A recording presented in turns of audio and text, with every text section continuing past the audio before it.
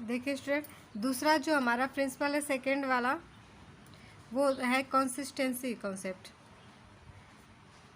कंसिस्टिक concept मतलब क्या होता है? कंसिस्टिक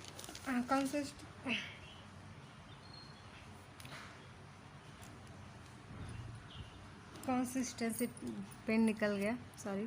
कंसिस्टेंसी कॉन्सेप्ट जो होता है, इसको समझ लीजिए, होता है जो एक जैसा चलता रहे। मतलब समझने के लिए, जो एक जैसा चलता रहे,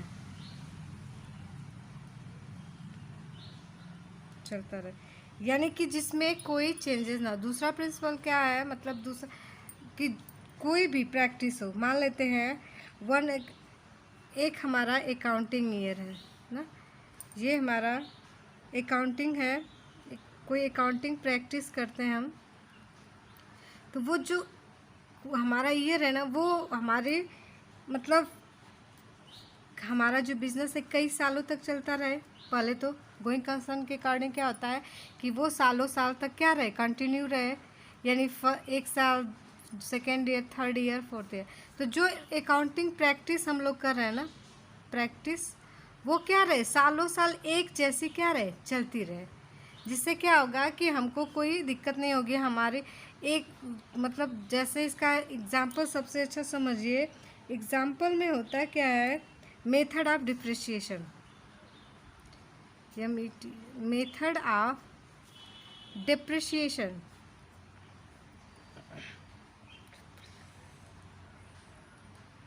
डिप्रिशिएशन का मतलब होता है ना ह्रास। मतलब कोई भी, मतलब आप लोग क्या कहते हैं, कोई भी एसेट्स खरीदते हैं ना, जैसे मशीनरी कोई खरीदते हैं, तो उसके वैल्यू में क्या होती है, आप पर ईयर, मतलब एक साल के बाद, दूसरे साल के बाद क्या होता है, ह्रास होता है ना। यानी कि उसकी जो वैल्यू होती है उसमें लॉस होता है।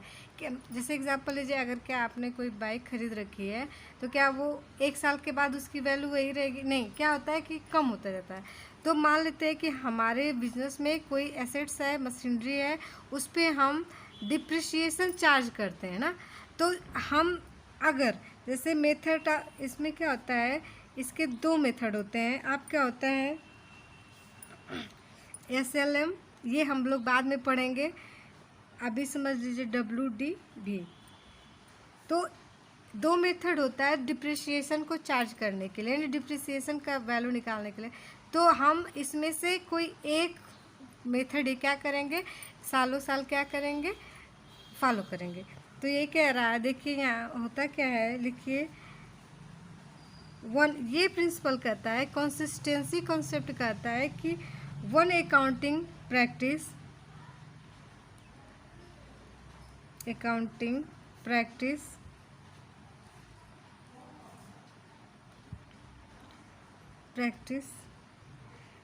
is followed year after year, is followed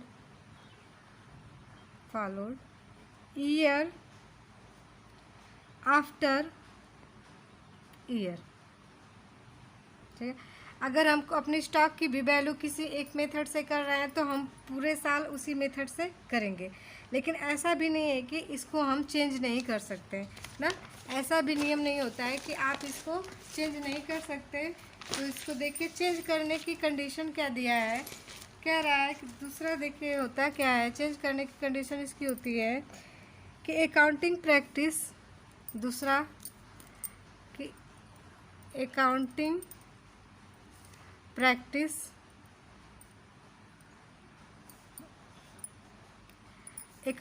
practice can be change. मतलब वो क्या होती है, चेंज हो सकती है। पहली ओनली किस कंडीशन में, तो फर्स्ट कंडीशन है if law requires. First condition इसकी कि यदि लॉ चाहती है तो ये क्या होती है, चेंज हो सकती है, लॉ रिक्वायर्स। दूसरी कंडीशन में कब चेंज हो सकती है, दूसरी कंडीशन होती है इफ़ अकाउंटिंग स्टैंडर्ड रिक्वायर्स ना। अगर अकाउंटिंग स्टैंडर्ड हमारा चाहता है, लेखांकन मानक, तब भी हम इसको क्या कर सकते हैं, चेंज कर सकते हैं। और थर्ड कंडीशन क्या होती है कि for better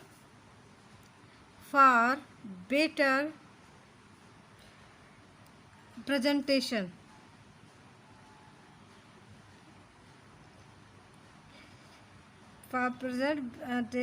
of financial statement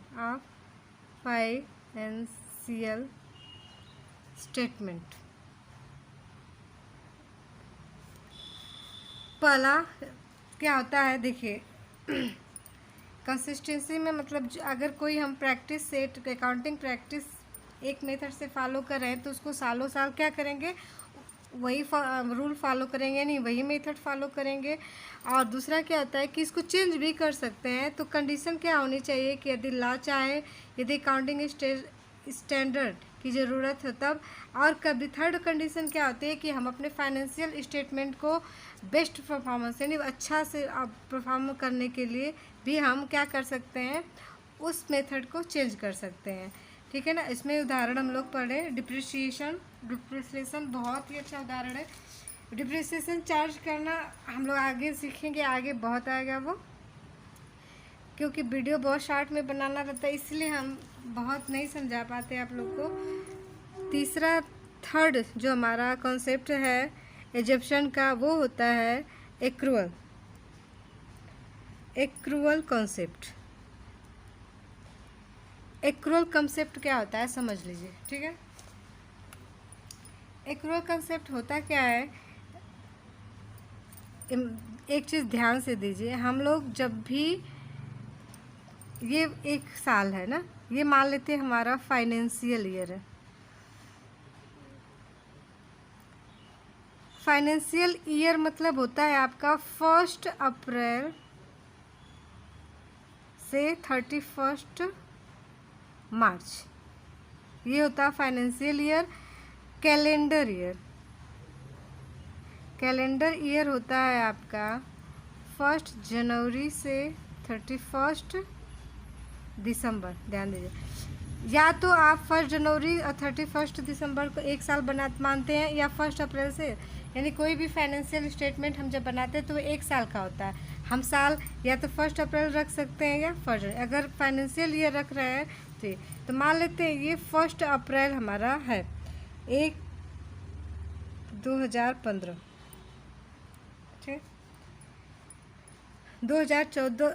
अब ये पूरे साल हमने ट्रांजैक्शन किया और मान लेते हैं कि 26 मार्च 2016 को हमने कोई भी सामान क्या किया, परचेज किया, गुड्स परचेज। यानी कि हमने कोई सामान क्या किया, 26/3/2016 को गुड्स परचेज किया। कैसे किया, क्रेडिट पे।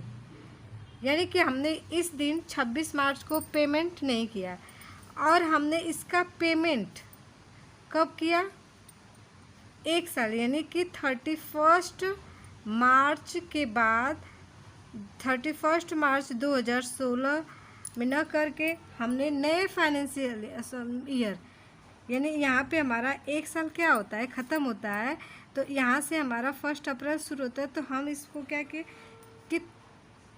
3 अप्रैल 2016 को। ध्यान दीजिए, कह रहा है कि ये हमारा एक फाइनेंशियल ईयर है। हम एक साल में क्या किए कि 26 मार्च को हमने क्या किया कि गुड्स परचेज किया और उसका पेमेंट नहीं किया, यानी कि हमने उसको कैसे परचेज किया, क्रेडिट परचेज, उधार खरीदा। और जो पैसा था उसको हमने अगले साल, यानी कि अपने एक साल यहाँ क्लोज हो गया तो आप अगले साल 3 अप्रैल को दिए। तो एक्रूअल बेसिस क्या होता है, इसमें लिखेंगे गुड्स परचेज फ्रॉम राम। मान लेते हैं 10,000 का माल क्या किया है, परचेज किया है। तो देखिए एक्रूअल जो कंसेप्ट होता है, एक्रूअल कंसेप्ट कहता है कि हम, अब ये बताइए कि आप बुक में इस दिन रिकॉर्ड करेंगे ये ट्रांजैक्शन कि इस दिन।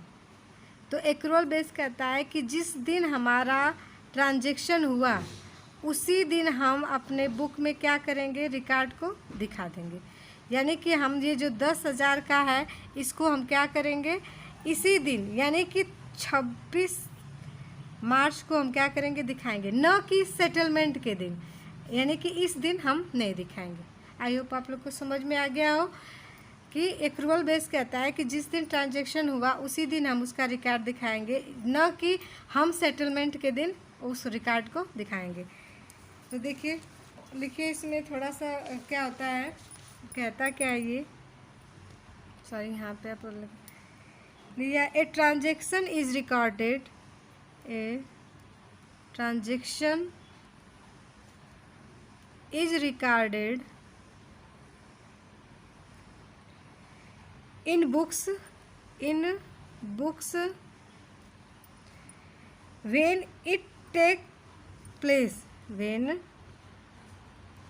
it take place, मतलब प्लेस, टेक प्लेस मतलब जिस दिन वो ट्रांजैक्शन हुआ उसी दिन हम क्या करेंगे, रिकॉर्ड करेंगे। And not when settlement, when the settlement takes place,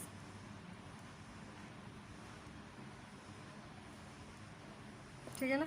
यानी कि जिस दिन रिकॉर्ड हुआ, जिस दिन ट्रांजैक्शन हुआ उसी दिन उसी ईयर में हम बुक्स में रिकॉर्ड करेंगे, ना कि जिस दिन पैसा पेमेंट हुआ उस दिन। ये आपका है, ये 3 एजप्शन वाला आपका था। ये 3 हम लोगों ने अकाउंटिंग कॉन्सेप्ट और प्रिंसिपल कॉन्सेप्ट पढ़े, गोइंग कंसर्न, कंसिस्टेंसी और एक्रूअल। इसके अलावा भी हमारे बहुत सारे प्रिंसिपल हैं जिसको अभी हम लोग नेक्स्ट वीडियो में पढ़ते हैं।